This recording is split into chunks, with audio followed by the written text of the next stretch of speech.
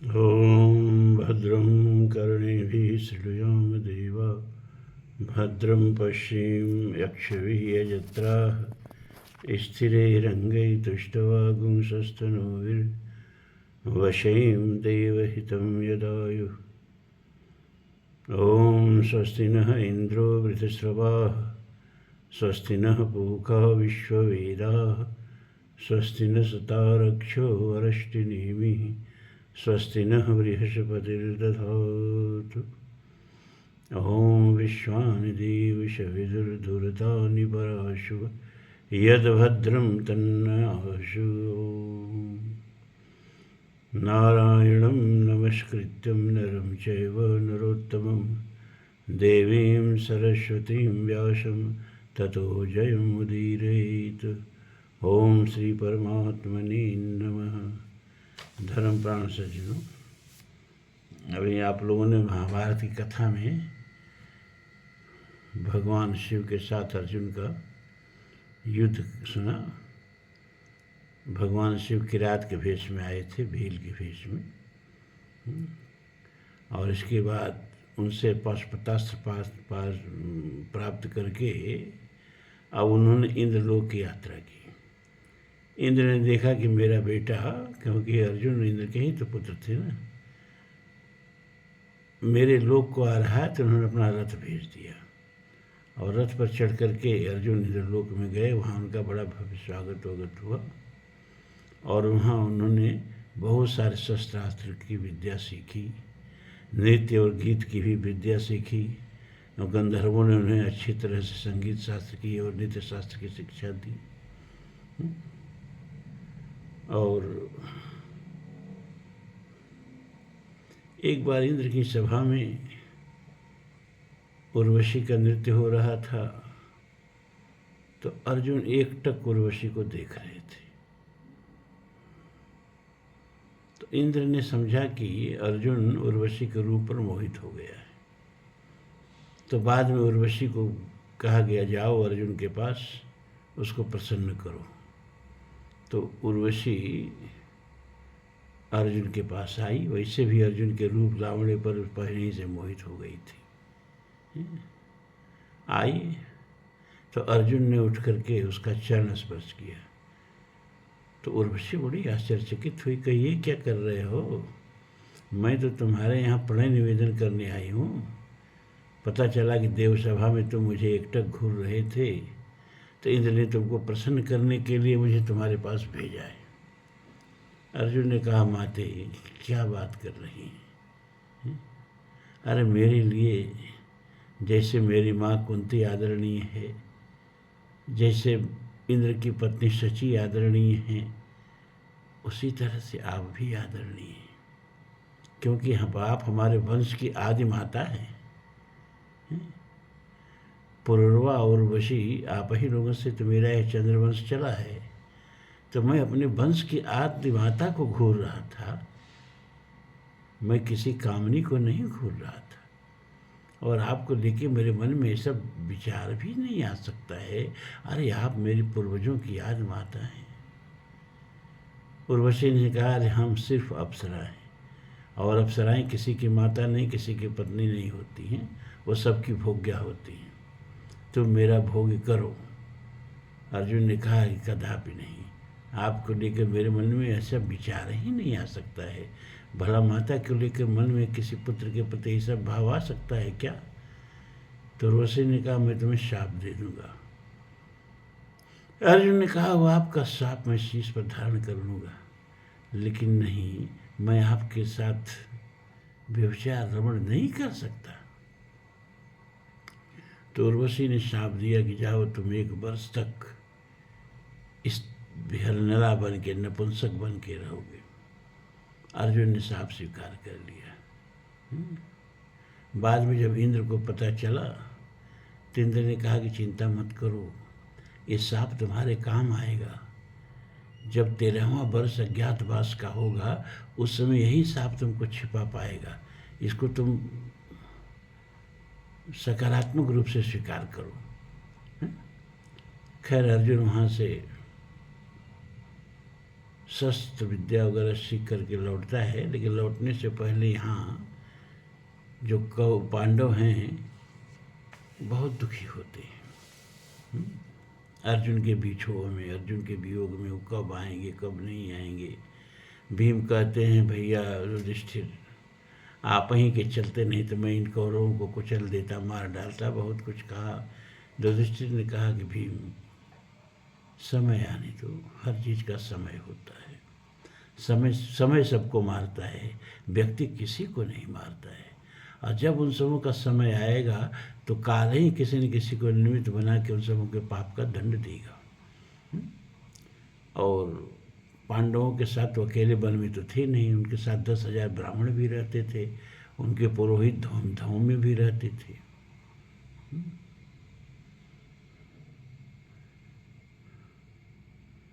महाभारत में एक प्रकरण आहार प्रकरण ही आता है,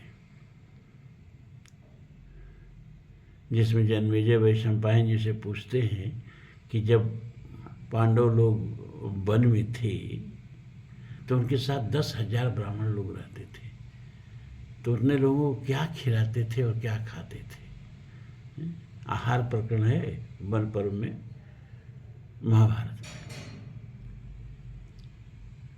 तो इससे उनके साथ कितने ब्राह्मण रहते थे इसकी संख्या का पता चल जाता है। 10,000 ब्राह्मण रहते थे, और जो अक्षय पात्र दिया था सूर्य भगवान ने, उसी से सबका पेट भरता था। सबको खिला के फिर युधिष्ठिर भोजन करते थे, और युधिष्ठिर के बाद जब द्रौपदी भोजन कर लेती थी तो उस समय अक्षय पात्र में फिर किसी को भोजन करने में सक्षम नहीं रहता था, फिर दूसरे पारी का इंतजार करना पड़ता था। खैर, अर्जुन के विछोह में लोग दुखी रहते थे कि उसी बीच में एक और ऋषि पांडवों से मिलने आए, उनका नाम था बृहदश्व। तो बातचीत में युधिष्ठिर ने उनका बहुत सम्मान किया, स्वागत किया, अर्घ्यपाद्य दे करके फिर हाथ जोड़ के कहा, भगवान देखिए हमारे पर क्या क्या विपत्ति पड़ गई। सब कुछ धन धाम हार करके जुए में, और 12 वर्ष ज्ञातवास और 1 वर्ष अज्ञातवास का हम लोग वनवास चले आए हैं।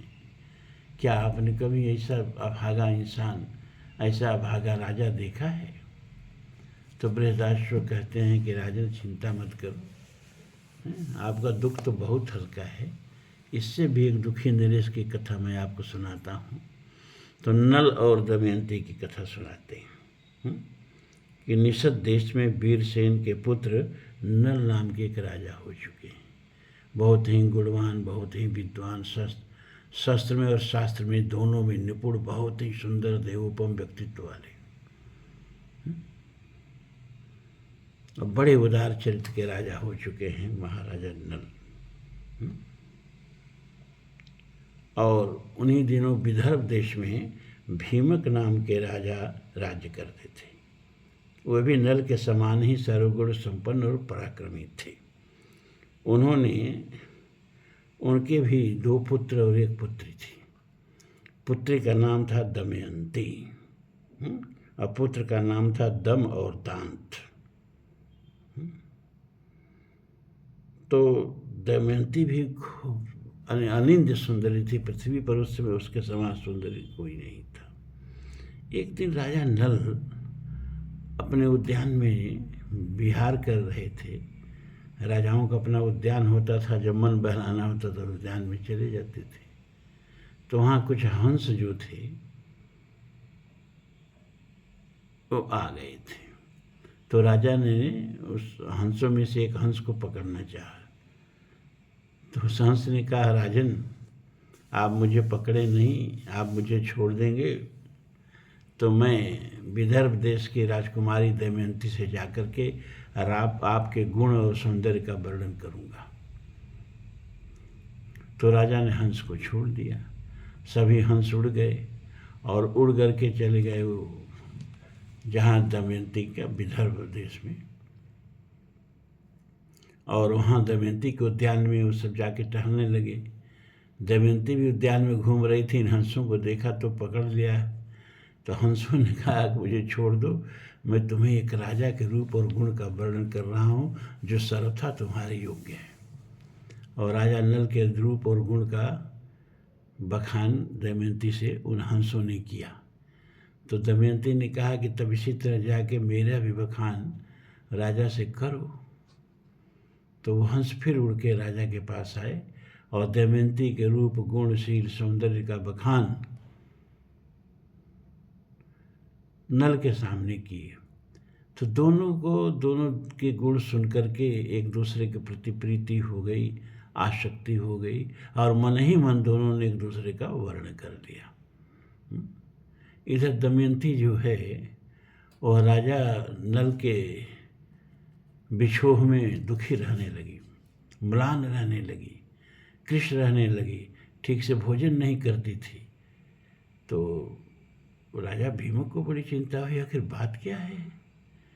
रानी से उन्होंने चर्चा की और निर्णय किया कि अब दमयंती जो है वो युवती हो चुकी है, शादी की योग्य हो चुकी है, अब इसका विवाह कर देना चाहिए। तो उस समय स्वयंवर की प्रथा थी। तो राजा ने दिगांतर तक दुंदुभी बजवा दी कि भाई इस तारीख को, इस तिथि को दमयंती का स्वयंवर है, सारे राजा लोग पधारें और दमयंती जिनका वर्ण करे वो दमयंती को लेकर के जाएं।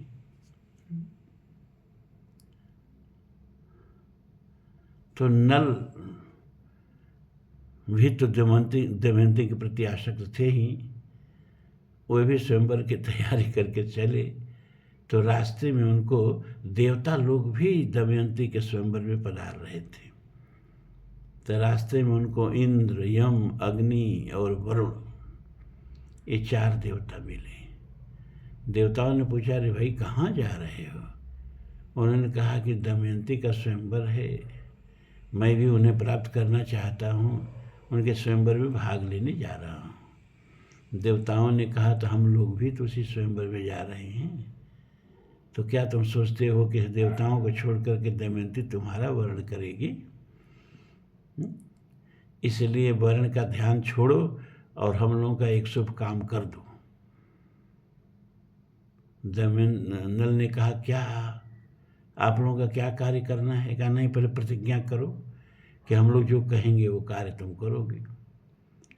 नल ने सोचा, इतने बड़े बड़े देवता लोग, देवराज इंद्र हैं, और सबके जीवन मरण देने वाले यम, वरुण, अग्नि, ये लोग मुझे दूत बनाना चाहते हैं, मुझसे अपना काम लेना चाहते हैं, ऐसा सौभाग्य फिर कहाँ मिलेगा। उन्होंने कहा, मैं प्रतिज्ञा करता हूँ कि आप लोग जो काम कहोगे मैं वो काम करूँगा।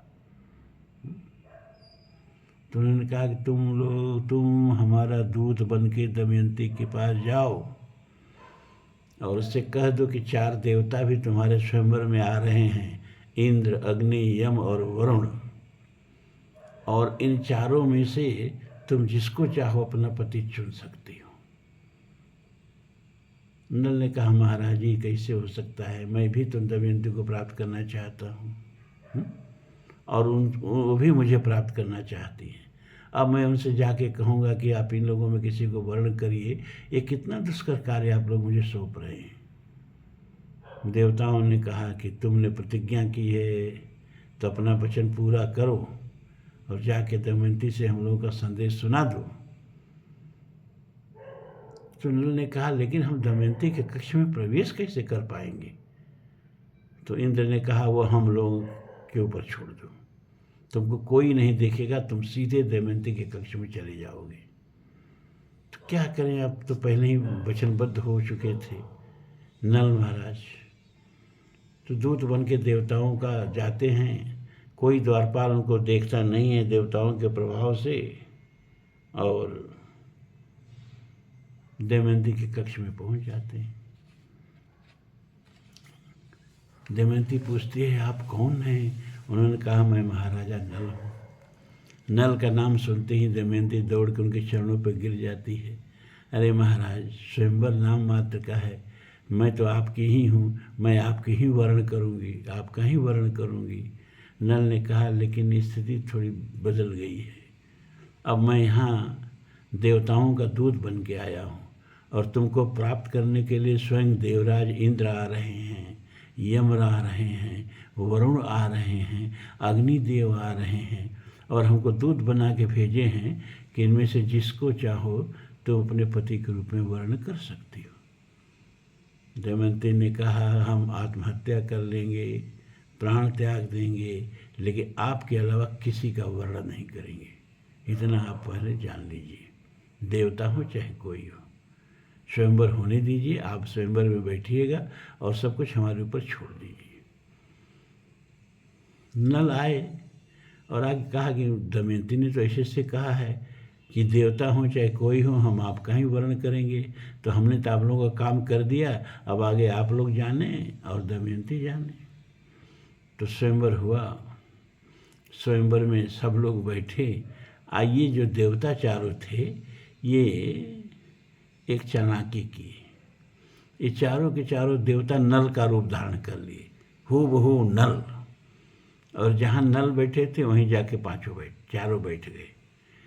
तो जब दमयंती हाथ में पुष्प वरमाला लेके आई और नल को ढूंढने लगी तो क्या देख रही कि 5 नल एक साथ बैठे। अब उसके समझ में नहीं आया कि इसमें वास्तविक नल कौन है और मायावी नल कौन है, इनकी पहचान कैसे हो।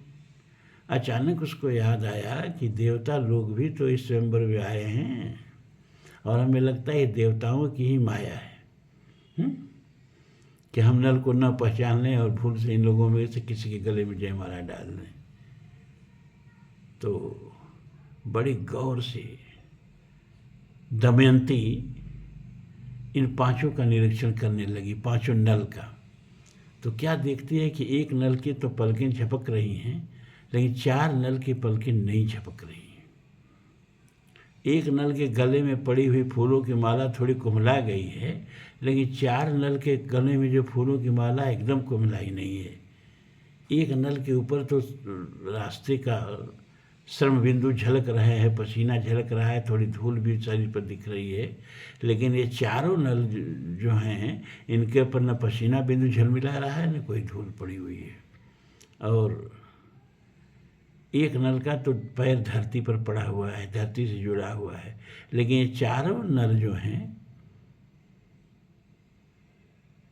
इनका पैर धरती से ऊपर उठा हुआ है और एक नल की तो छाया पड़ रही है, लेकिन ये चारों नल की छाया नहीं पड़ रही है। तो दमयंती पहचान गई कि यही चारों देवता हैं और ये नल हैं और नल के गल में वरमाला डाल दी।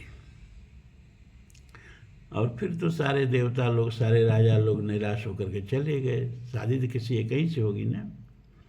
और महाराज ने बड़े धूमधाम से नल के साथ दमयंती की शादी करके उसे विदा कर दिया। इधर जब ये लोग लौट के जा रहे थे तो उधर से कलयुग और द्वापर आ रहे थे। कौन लोग लौट के जा रहे थे? ये चारों देवता, इंद्र, यम, अग्नि और वरुण। और उधर से बनठन के द्वापर और कलयुग आ रहे थे। देवताओं ने पूछा भैया कहाँ इतना बनठन के जा रहे हो तुम लोग? तो कलयुग ने कहा कि दमयंती का स्वयंवर है ना, उसी में हम लोग जा रहे हैं। क्या स्वयंवर से ही हम लोग लौट के आ रहे हैं, स्वयंवर खत्म हो गया और दमयंती ने नल का चुनाव कर लिया, हम लोग भी निराश होकर लौट रहे हैं, अब आप लोग भी लौटिए, जाने से कोई फायदा नहीं। कलयुग को बड़ा क्रोध आया, अच्छा अब तो हम नल से इसका बदला लेंगे। हैं? देवताओं को छोड़ करके उस दमयंती ने मनुष्य जाति का वर्ण किया है, उसको उसका फल देंगे। तो उसने द्वापर से कहा कि सुनो, तुम एक काम करो कि माया के पासा बन जाओ। और नल को जुए का बड़ा शौक है और उसका भाई जो पुष्कर है वो अलग राज्य का राजा है, लेकिन इसका भाई है वो जुए में बड़ा प्रवीण है ना। और उसको चल के हम लोग जुआ के लिए प्रेरित करेंगे और नल को जुए के लिए ललकारेगा और तुम पासा बन जाओ और जो पुष्कर फेंके वही पासा पड़ना, फिर देखो हम नल की क्या दुर्गति करते हैं। तो ये सब कूट योजना बना करके और आए सब पुष्कर के पास, और पुष्कर से कहे कि सुनो, तुम नल को जुए के लिए ललकारना जब हम लोग कहेंगे, ठीक है। इसके बाद कलयुग ने कहा द्वापर से कि तुम पुष्कर के यहाँ रहो, जब ये जुआ खेलने आए तो इसका पासा तुम बन जाना, और मैं जा रहा हूँ नल के ऊपर सवार होने के लिए। तो आया तो 12 वर्ष तक वो प्रतीक्षा करता रहा, लेकिन नल की पवित्रता से उसको इतनी आँच लगती थी कि वह नल के भीतर प्रवेश नहीं कर पा रहा था। इतना पवित्र और संयमी जीवन नल जीते थे। लेकिन एक दिन क्या हुआ कि लवशंका करके नल जी आए और बहुत जल्दी में थे, तो सूरज ढल रहा था, संध्या बीतने वाली थी, तो बिना हाथ पैर धोए आचमनी करके, और आचमनी भी 3 प्रकार से होती है। ब्राह्मणों की आचमनी अलग होती है, क्षत्रियों की आचमनी अलग होती है, और वैश्यों की आचमनी अलग होती है, और शूद्रों की आचमनी अलग होती है। 4 प्रकार की आचमनी होती है। ब्राह्मण की आचमनी जो है वो कंठ तक होनी चाहिए, वो जो गलाला दे करके कुल्ला करते हैं ना, वो ब्राह्मणों की आचमनी है, गले तक जल जाना चाहिए। क्षत्रिय की आचमनी जो है वो तालू तक जानी चाहिए, और वैश्य की जो आचमनी है, वो जो पंडित जी लोग सबकी आचमनी कराते हैं, तनिक जल दे के होठ से लगा लीजिए, होठ से लगा लीजिए, ये वैश्यों की आचमनी है। और शूद्रों के लिए कोई आचमनी नहीं। तो नल जी आचमनी करके और संध्या करने बैठ गए। बस कलयुग को अवसर मिल गया, और वह अशुद्ध पाँव और अशुद्ध हाथ का सहारा लेकर के नल में प्रवेश कर गया। अब नल की बुद्धि गड़बड़ा गई, और पुष्कर 12 बरस से इनको जुए के लिए आमंत्रित कर रहा था, और नल कह रहे थे अरे नहीं, जुआ अच्छी चीज़ नहीं है। लेकिन जब कलयुग प्रवेश कर गया तो कलयुग उनकी बुद्धि को हाँकने लगा, और उन्होंने जुआ खेलना स्वीकार कर लिया। और फिर दोनों में जुआ हुआ। द्वापर जो है पासा बना ही हुआ था, और सब पासा जो है वो पुष्कर के अनुसार पढ़ता गया। नल हारते गए, और अंत में अपना राजपाट सब हार गए। लेकिन उन्होंने हे युधिष्ठिर आपकी तरह से अपने को और दमयंती को दाव पर नहीं रखा। लेकिन जब सब राजपाट हार गए, तो फिर एक वस्त्र पहन करके और एक ही साड़ी पहन करके दमयंती, और एक ही अधो वस्त्र पहन करके नल अपने राज से भिखमंगे की तरह से निकल गए, वन में चले गए। वन में चल के अपना जीवन गुजर करने लगे, है ना।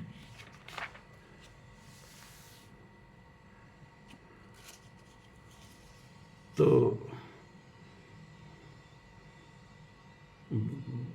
भूख और प्यास से भटकते भटकते नल महाराज ने सोचा कि दमयंती को कितनी पीड़ा हो रही है, अगर हम इसको छोड़ करके चले जाएंगे तो ये अपने पिता के पास लौट जाएगी और इसका सारा दुख दूर हो जाएगा। तो एक बार नल यहीं बैठे थे एक वृक्ष के नीचे वन में, दमयंती भी थी। कई दिन के भूखे थे लोग, कुछ फल और मिलता था तो कंदमूल फल खा लेते थे। तो उन्होंने देखा कि कुछ पक्षी उनके सामने विचरण कर रहे हैं और उनके पंख सुनहले हैं। नल ने सोचा अगर इसमें से एक भी पक्षी हाथ आ जाएगा तो कुछ गरीबी अपनी मिट जाएगी, इसके पंख के सोने उतार करके। तो एक ही तो वस्त्र पहने थे नीचे धोती, उसको भी पक्षी को फंसाने के लालच में पक्षी के ऊपर फेंक दी, और वो पक्षी जो है वो 2-4 पक्षी उस धोती के नीचे आ गए और इनके धोती को लेके ही उड़ गए। अब नल पूरी तरह से नग्न हो गए। अब अपने को अत्ते पत्ते से छिपा के अपनी पत्नी के साथ जंगल में विचरण करने लगे।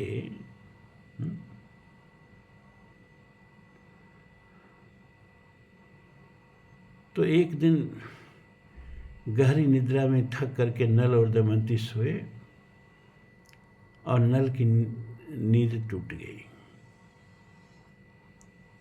तो नल ने सोचा कि दमयंती को हम छोड़ के चल जाएं तो ये अपने पिता के पास लौट जाएगी, नहीं तो हमारे साथ ये वन में भटकते भटकते दुख उठा रही है।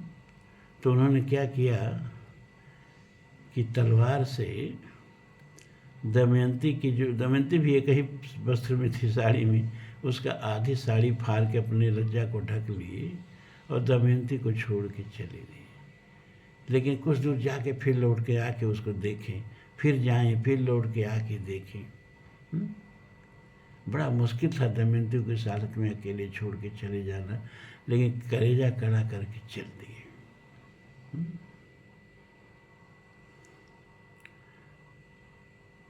दमयंती उठती है तो चारों तरफ बहुत पागल की तरह से विक्षिप्त होकर नल को ढूंढती है। उसको संदेह हो गया कि नल हमको छोड़ के चल दिए। फिर आगे ब्राह्मणों का एक झुंड मिलता है। वो ब्राह्मणों से अपने रोने धोने का, अपने दुख और कष्ट की बात सुनाती है। तो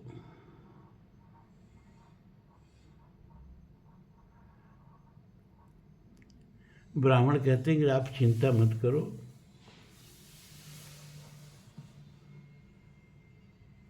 शीघ्र ही ये तुम्हारे दुख के दिन कटेंगे। ये तुम्हारे ऊपर कलयुग का प्रकोप चल रहा है, इसलिए हम लोग तुम्हारी कोई सहायता तो कर नहीं सकते। इसके बाद दमयंती फिर अकेले भटकने लगती है। अचानक एक अजगर उसको पकड़ लेता है और पकड़ के उसको नीलने लगता है। तो दमयंती चिल्लाती है, बचाओ बचाओ। तो एक बधिक है जो उधर भटक रहा था, उसने देखा तो दौड़ करके और अपने तेज हथियार से अजगर का मुख चीर करके दमयंती को बचा लिया। लेकिन उसकी खुद नीयत दमयंती का रूप सौंदर्य देख करके काम मोहित हो गया और उसकी नीयत बिगड़ गई और वह दमयंती के साथ बलात्कार करना चाहा। तो दमयंती ने कहा कि अगर हमने एकमात्र अपने पति को छोड़ के इस ब्रह्मांड में किसी दूसरे को पुरुष जाना ही नहीं हो, तो हे मेरे पातिव्रत्य, तुम मेरी इस समय रक्षा करो, इस बधिक से, इस दुराचारी से मुझको बचाओ। दमयंती की इतना कहने ही से उसके पातिव्रत्य के तेज से वह जो बधिक था ना, वो भस्म होकर के गिर पड़ा। और दमयंती वहाँ से फिर आगे बढ़ती है।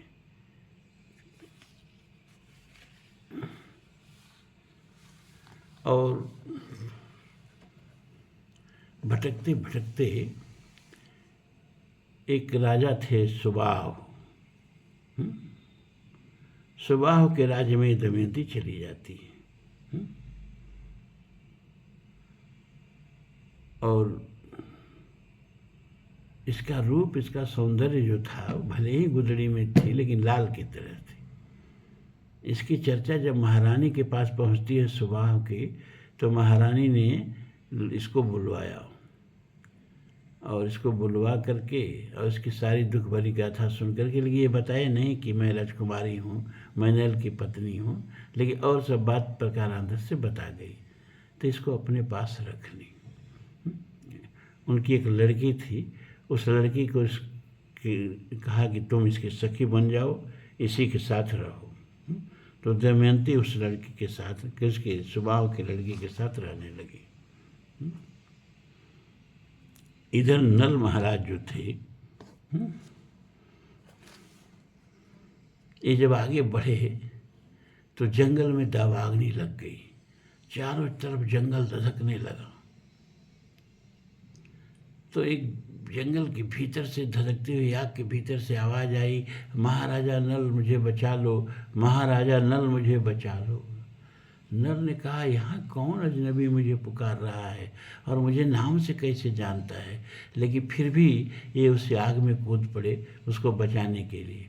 तो क्या देखते हैं कि एक करकोटक सर्प जो है कुंडली मारे और चीख रहा है, बचाने बचाने की आवाज़ उठ कर रहा है। तो राजा नल उसको दावाग्नि से बाहर निकालते हैं। तो कोटक कहता है कि अभी रखना मत हमें, अभी चलो, गिन के कम से कम 10 कदम चलो तब मुझे रखना।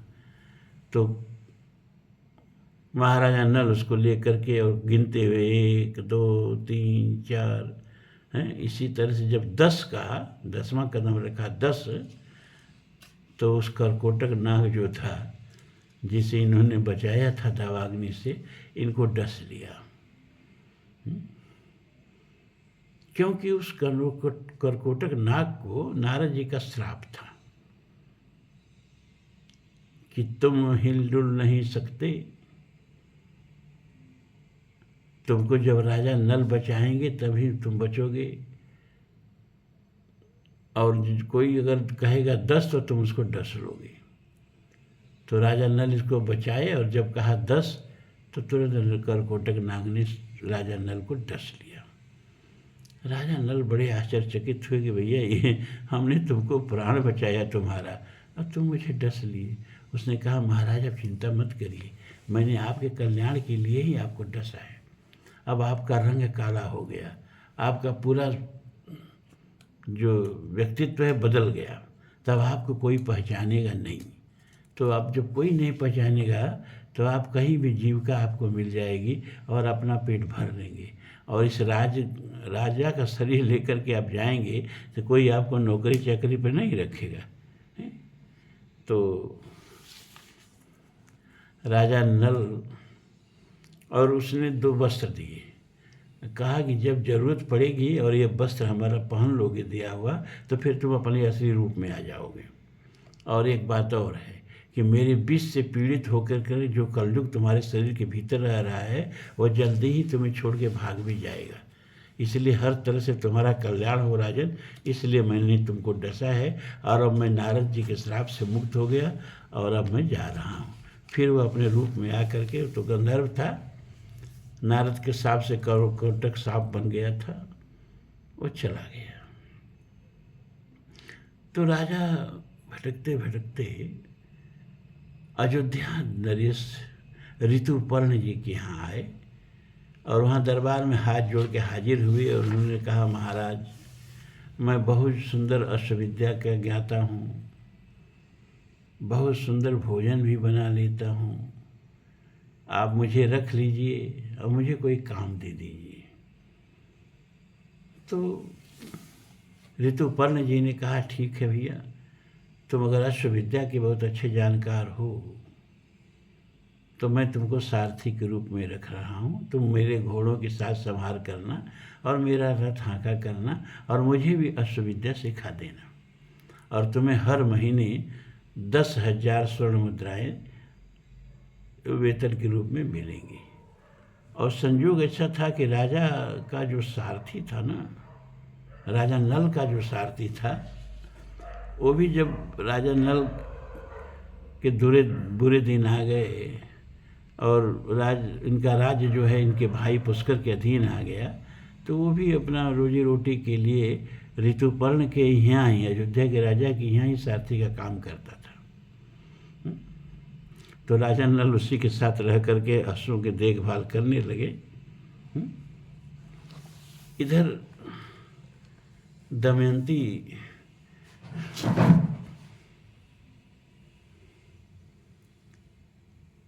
महारानी से कही कि महारानी जी, मेरे पति देव मुझे छोड़ के चले गए हैं, वो जाने कहाँ भटक रहे होंगे, मैं तो आपके यहाँ बहुत सुख से सुविधा से रह रही हूँ, तो कृपा करके मेरे पति का पता लगाने की कोशिश करिए। तो महारानी ने ब्राह्मणों को बुलाया और कहा भाई देखिए, आप महाराजा नल का पता लगाइए, और जो नल का पता लगा के आएगा उसको 1 सहस्त्र गौवें और कई गांव पुरस्कार में मिलेंगे। तो सारे ब्राह्मण जो हैं जगह जगह राजा नल की खोज में चल दिए। उसमें एक सुदेव नाम का ब्राह्मण था, वो राजा ऋतुराज के दरबार में जाता है और वहाँ उसको इस सारथी पर, जो उसका नाम वहाँ बाहुक हो गया था, नल का नाम वहाँ बाहुक रख दिया गया था। हैं?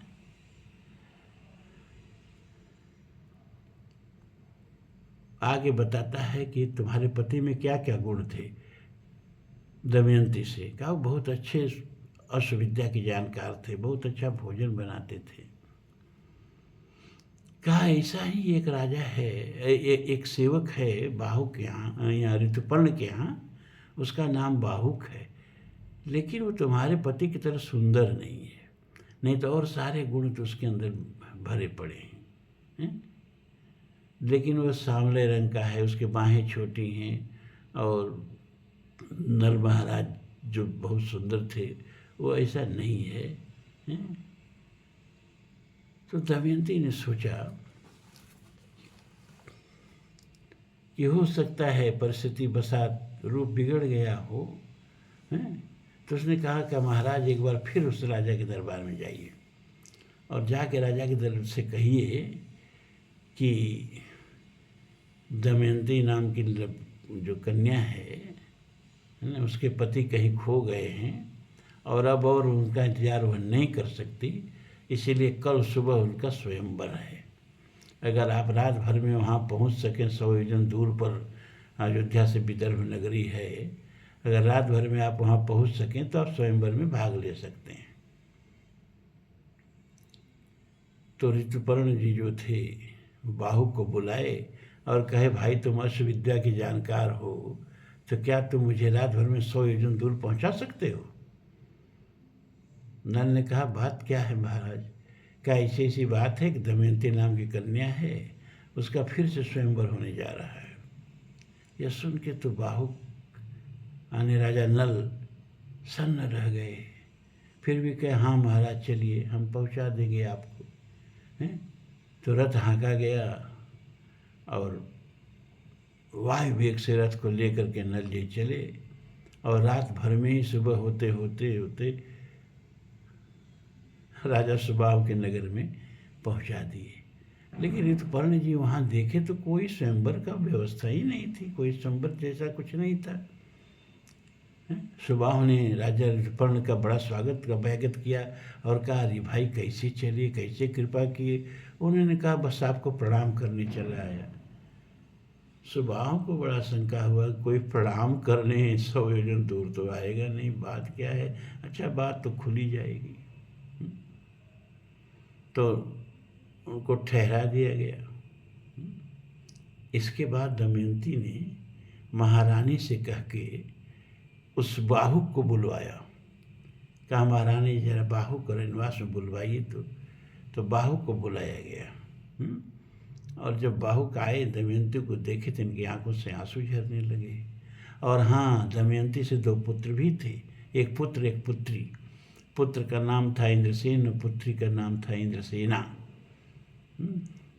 ये दोनों जो थे, इनको अपने पुत्र पुत्री को देखे तो नल को रहा नहीं गया, फपक फकफक के रोने लगे और दमयंती से कहने लगे आखिर मुझ में ऐसी कौन सी त्रुटि हो गई कि तुमने दूसरा स्वयंवर रचने की बात कर ली?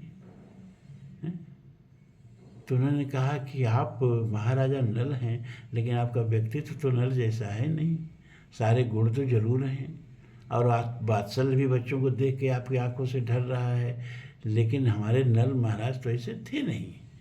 तो नल ने उस करकोटक के दिव्य दोनों वस्त्र जब पहन लिए तो फिर जस का तस पहले वाले रूप में आ गए। और जब पहले वाले रूप में आ गए तो दमयंती दौड़ के नल से निपट गई और फिर राजा सुबाहु को भी पता चल गया, महारानी को भी पता चल गया। सब लोगों ने नल का स्वागत किया। महाराजा ऋतुपर्ण को भी पता चल गया, उन्होंने भी नल का स्वागत किया और फिर अपने अयोध्या को पधारे।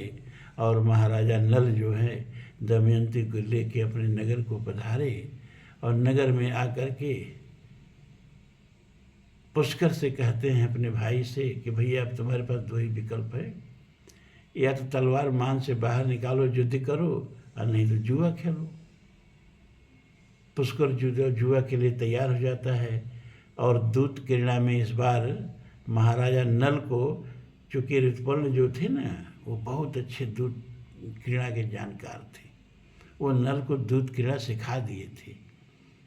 तो इस बार नल की विजय होती है और सारा राजपाट जो है वो पुष्कर हार जाता है।